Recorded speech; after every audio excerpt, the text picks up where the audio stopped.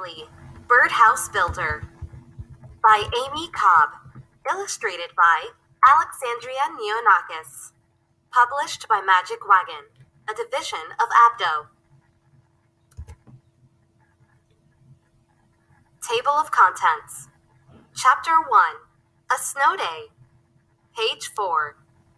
Chapter 2, Hungry Birds. Page 8.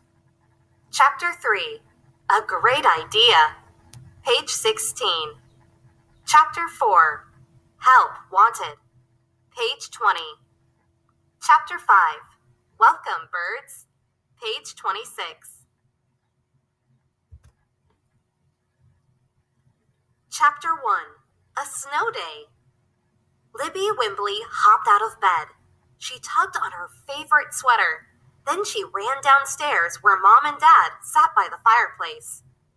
"I'm late for school!" Libby cried. Mom smiled. "It's okay. There's no school today, Libby." Dad smiled too.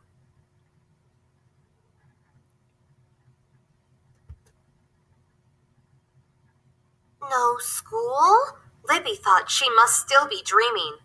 "Look!" Mom pointed to the window. Libby looked outside. The barn roof was white. So were the fences, and Dad's tractor too. The whole farm was covered in a fluffy white blanket. "It snowed!" Libby said, jumping up and down. "And it's still snowing," Mom said. "Yay!" Libby cheered. She skipped all around the house, singing, "It's a snow day, it's a snow day, it's a snow day."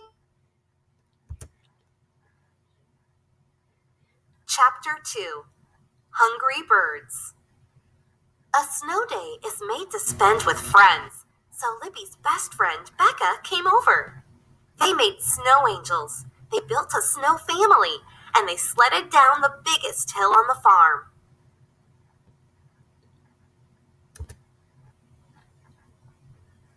"What do you want to do next, Libby?"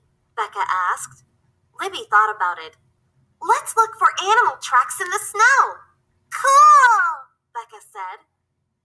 First, Libby spotted a heart-shaped hoof print. "This one belongs to a deer," she said.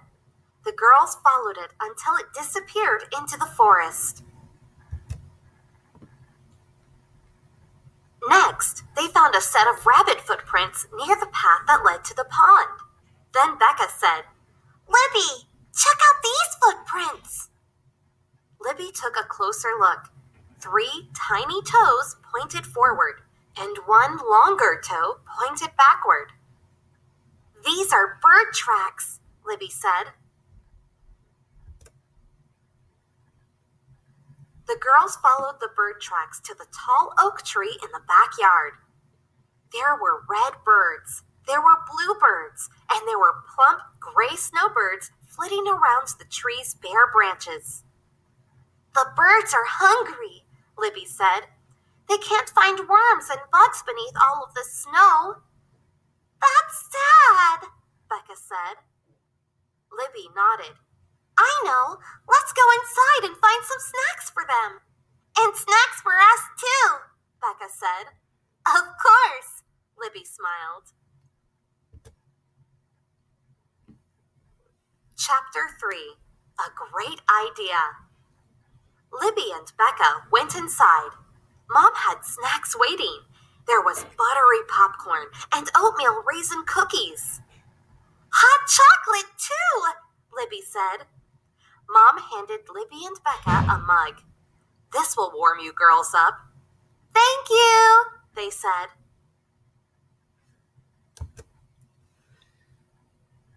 Mom was right. The hot drink did make Libby feel warm. But Libby still thought about the birds outside. "I wish the birds liked hot chocolate," she said. "Then they wouldn't be cold either." "We could knit them some tiny scarves," Becca joked. Libby smiled as she pictured birds wearing fuzzy scarves. But then, Libby thought of a real way to help the birds. "Becca, let's build the birds a house," Libby said. "That's a great idea," hardly wait to get started. Chapter 4. Help Wanted. Libby and Becca needed some help. They found Mom in the kitchen. Mom, can you help us build a birdhouse? Libby asked.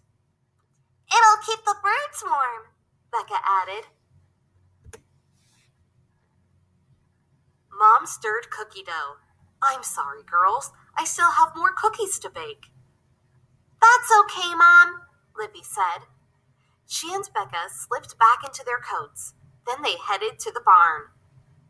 Dad, can you help us build a birdhouse? Libby asked. I wish I could, Dad said. But I'm helping your brother.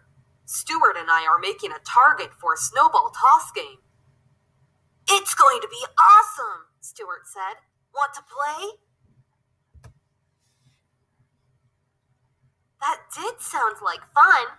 Maybe later, Libby said. She and Becca had a birdhouse to make. Libby was pretty sure they could build one on their own. We'll need wood, Libby said. Don't forget glue, Becca added. The girls gathered the supplies. Then they set to work. Before long, the birdhouse was finished, but it wasn't very sturdy. Libby eyed the lopsided birdhouse. No bird would want to live here, she said sadly.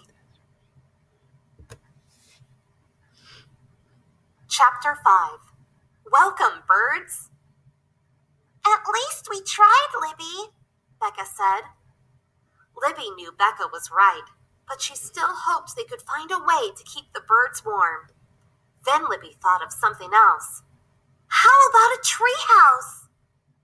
Building a treehouse sounds even harder, Becca said. Right, but I know where there's one already made, Libby smiled. Follow me. Soon, Becca said. There are those deer tracks again.